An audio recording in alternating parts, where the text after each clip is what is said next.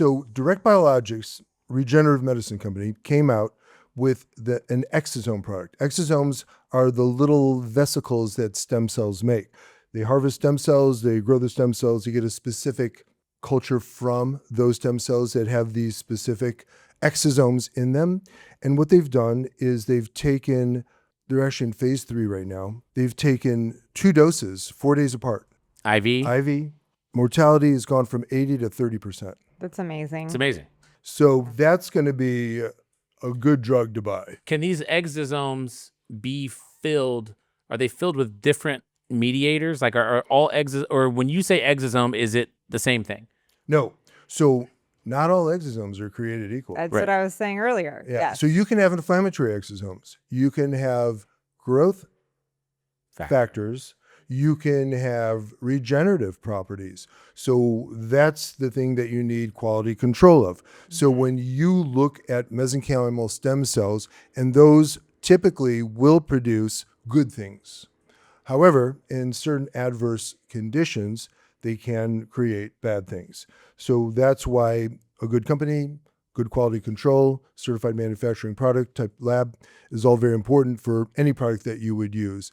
But it's exciting for this because the reason I'm excited is because I don't treat ARDS, and it's not a big problem. When it's a problem, it's a problem. But it's like, percentage-wise people, it's pretty small. But when this drug gets FDA approval, then we're going to have an FDA-approved exosome therapy that we can now use for other things. Yeah.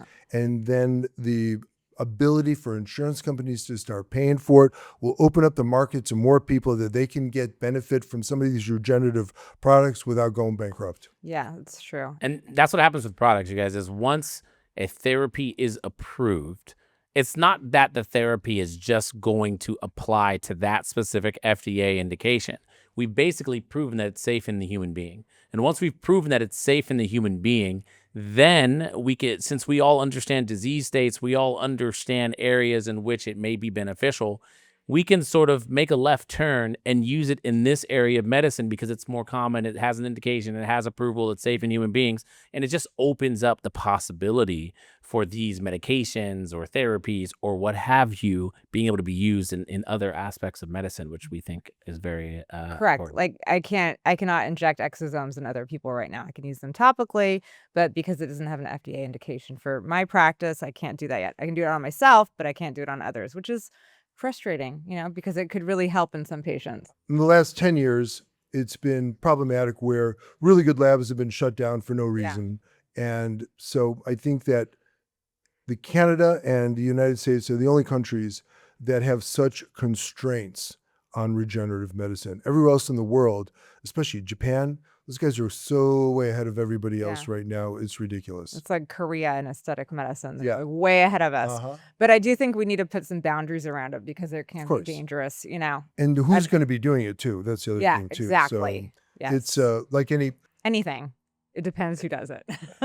any valuable weapon can be helpful or dangerous. Oh, it's a really good analogy because it's true.